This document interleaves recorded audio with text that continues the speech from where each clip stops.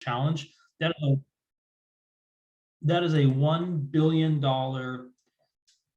national competitive challenge grant that EDA has set up to really help transform a region's economy and industries focused on building or advancing industry clusters.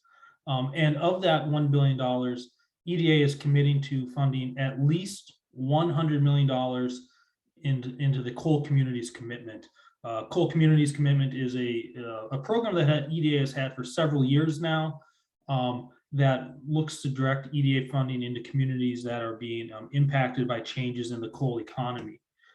And so the reason why we're talking about that is because we do have 3 communities here in Northeast Minnesota that have been impacted by changes in the coal economy, specifically Cohasset, Aurora Hoyt Lakes, and then up in Cook County at Taconite Harbor, all Minnesota Power coal-fired power plants that are in some phase of changing or being shut down. And so when these funding notices were released at the end of July, we began talking to our communities all around Northeast Minnesota, and a group kind of came together, starting with Itasca Economic Development Corporation, the Department of Iron Range Resources and Rehabilitation, and then Minnesota Power and Apex, which is the nonprofit or the private sector economic development organization in Northeast Minnesota, kind of came together and approached us and Northspan about working on a Build Back Better Regional Challenge application. And so we are working with Elissa and Carl and Amanda at Northspan to help kind of bring together more partners into this coalition and to help put together the application. And so this is kind of the Build Back Better Regional Challenge area that we're looking at currently. It can be expanded, but we kind of built this around those 3 coal impact communities you see here in Cohasset, on the East Range, and then in Cook County, because we felt those 3 communities that we were well positioned to make a play for that coal commitment funds. And then we kind of stitched that together around the labor sheds for those coal impact sites, and kind of stitched together with the labor sheds and the school districts. So that's kind of the area that we've been looking at and talking to now about putting together for the region that we're going to hopefully make an application for, and then hopefully get some investment in. So just to kind of, before we get into the details of the Build Back Better Challenge, that committee that I showed you has kind of come up with a vision statement, a proposition statement, which is that we are seeking to develop a prosperous 21st century rural economy through the creation of a digital ecosystem that re-envisions our existing industries and ignites innovative and equitable entrepreneurship. And so what we are focusing on here in this thing is we want to kind of we want to develop this digital innovation technology ecosystem to do 2 things. One, to help our existing industries. We know our industries like forestry, mining, healthcare, they all have real technology and digital economy needs that they're going to have to have in place in order to be sustainable and successful. And then we also want to look at building out more of a digital economy here in our rural region. Just a kind of a note, about 15% of the country's workforce lives in rural economies, rural areas, but only 5% of the digital economy jobs are in our rural areas. And just looking at the type of job creation and job loss that has happened over the last 20 or 30 years, we know that so much of that growth that has occurred and that will occur requires that digital economy and innovation economy to be competitive. And so what we're hoping to do is through our coalition and through talking with you, identify the types of projects that are going to help make us competitive. And so we are on a tight timeline. There's 2 phases to this program. First is a phase 1 application, which is due on the 19th, so about a week from now, which is a relatively, for a federal grant program speaking, a relatively short application that is really about demonstrating the opportunity and potential of our project, and also demonstrating the strength of our coalition. And so that's what we're working on now. And then if awarded sometime in December, we would have about 3 months to really work on maturing and developing the proposed projects that we're bringing forward. So, if they need engineering, if they need, regional meetings, if they need, whatever, we would have that time and up to $500,000 to help go ahead and start developing those projects. Ultimately, if selected in December, ultimately we would be vying for about $40 to $50 million in projects. Again, the Build Back Better is a $1 billion competitive grant program. Really, they're looking to transform economically distressed communities through substantial investment in regional growth clusters. How they're going to support those? We can propose infrastructure programs. We can support workforce development. We can support stuff that supports entrepreneurship. We can do planning. We can do studies. We can do research. All of it, kind of focused on, again, that digital economy in a rural area. EDA is looking. They're using big words like transformational and moonshot. They really want to fund bold and progressive agendas that really make for more inclusive and dynamic regional economies. And then again, at least 100 million of that 1 billion is going to be funding to coal communities. And again, the first part of this application is really looking at how are we positioning this growth cluster? We have to demonstrate that we have the regional assets in place, that we have the leadership from the industry and from our communities. They're really interested in that this being sustainable, meaning these projects, the funding is a 3 to 5 year time window. So if we're going to do something like an innovation center or a workforce development program, they want to make sure that we're going to be able to keep this going after that 3 to 5 years. And then equity is also another really big key thing here. And equity is, in addition to kind of the things we talk a lot about around the BIPOC community, it's also really about looking at underserved rural communities are one of the things that are highlighted. Also looking at other types of communities, veterans, spouses of veterans, people who have disabled. Those are also big parts of equity. And so we're really looking at that how whatever we do here has to be broadly shared. And so those are some of the things. And really, if you look at their list of things here, increasing regional innovation and entrepreneurship capacity, growing a workforce for this industry cluster, building on assets for infrastructure growth. Those are really the things that we feel we're well positioned to do with this application. Just a couple other quick things here. Again, the phase 1 grant, they're looking to fund 50 to 60 grantees throughout the country. So one per state about on average.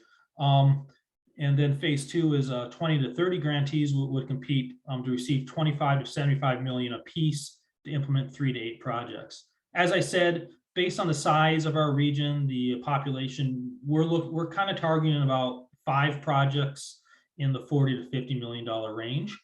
And then, of course, with federal monies, there is a local match that we have to have. So the first $500,000 if awarded, that's 100% match. That's 100% funding from EDA.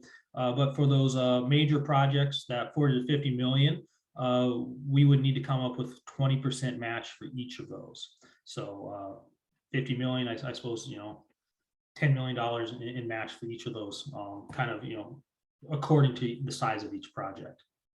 But it's a lot of money to come up with, but it's also a really good grant rate. Normally with EDA, we would see a 50% match rate, and we would see much smaller projects. So again, why here? Well, we do have those 3 coal impacted communities in northern Minnesota, and that puts us in I think a really strong place to get noticed and to be competitive. The Iron Range IRRR, I'm blanking on their actual name, has agreed to be the applicant. So they would be the entity actually submitting the application and receiving the money and all of that. And as a kind of a regionally based state agency, they are, I think, a really strong applicant. They have the capacity and experience and size and scope and mission that I think is really good.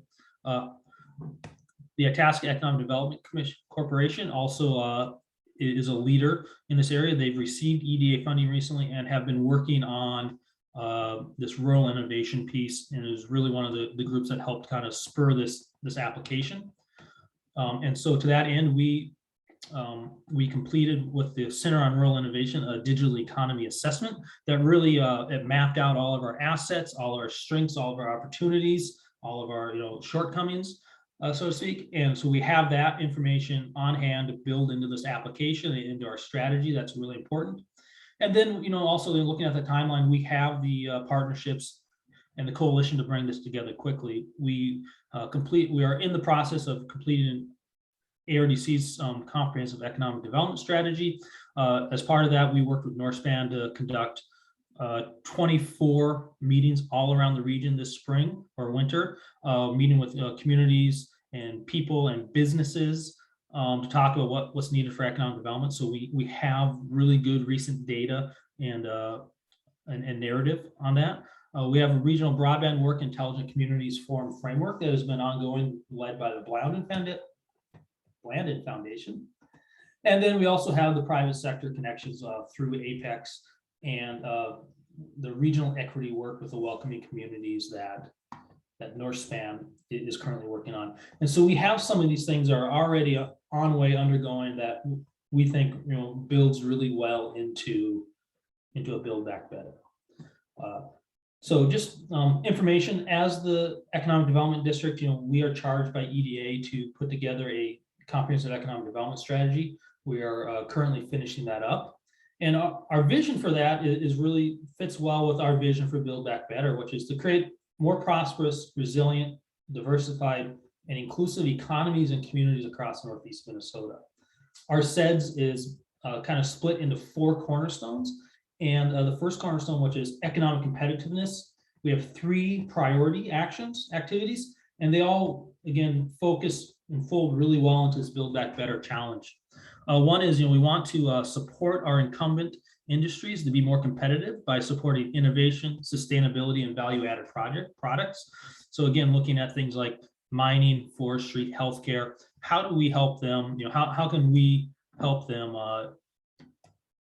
transition into a more digital, innovative way of doing business? And then strategy 2, we want to develop a holistic capital and consulting support programs to support the growth of businesses that have the most potential to scale. So how do we take either startup businesses or existing businesses in our region that really have a lot of potential and bring and deliver the resources from the public sector that can help those businesses create private sector jobs and investment. And then the third one is accelerate the growth of startups in the region by providing really that ecosystem and the wraparound services where we can bring people here, or people have ideas, bring them in, give them a place to grow, the place and the assistance to grow and create great businesses. And so again, just looking at that vision, the overall vision of the SEDS and our strategies really aligns really well with what we've been talking about, this opportunity around the Build Back Better, which is a prosperous 21st century rural economy through the creation of a digital ecosystem that re-envisions those existing industries and ignites innovative and equitable entrepreneurship. So just kind of talking with the people that we've been talking to and talking with you today, we are looking for community project ideas. Again, we're targeting 3 to 5 projects, probably 5 projects at $40 to $50 million. And EDA really wants projects that are place-based and bottom-up. So things that make sense for our communities, our region, that builds on our assets that we have. They want these things to come from our communities and our people and our businesses. They don't want somebody saying this is what you're going to do. They want it to come from the ground. It has to be specific to our needs. What are the things that we really need to do to build that rural innovation digital economy? It can't just be whatever the cool thing is, it has to be something that works for us. They're interested in middle out, things that really grow the middle class. EDA's big thing is higher skill, higher wage jobs, family sustaining jobs, businesses that create those types of jobs. And then again, it must be equitable and sustainable. They want this to be broadly shared. They want more people to have a shot at that middle class, family sustaining, higher skill, higher wage jobs. More communities to have a shot at those.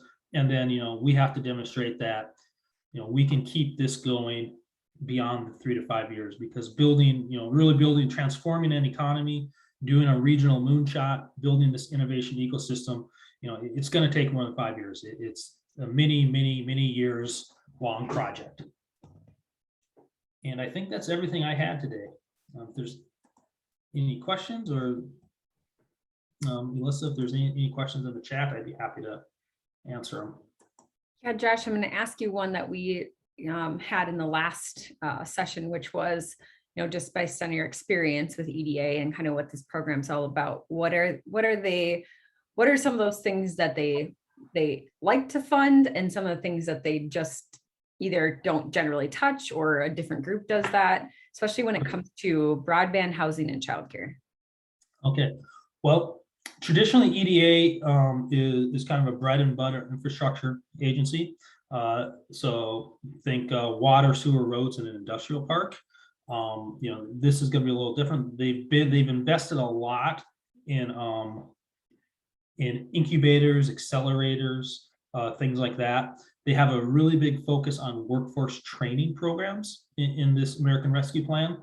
So both the programmatic side, as well as, if you need a building or a piece of, capital equipment, really focused on that. They fund strategies and studies. I know we've done different studies about supply chain analysis. What are the missing pieces in your industries, things like that. So Melissa, you mentioned broadband, I think housing and childcare.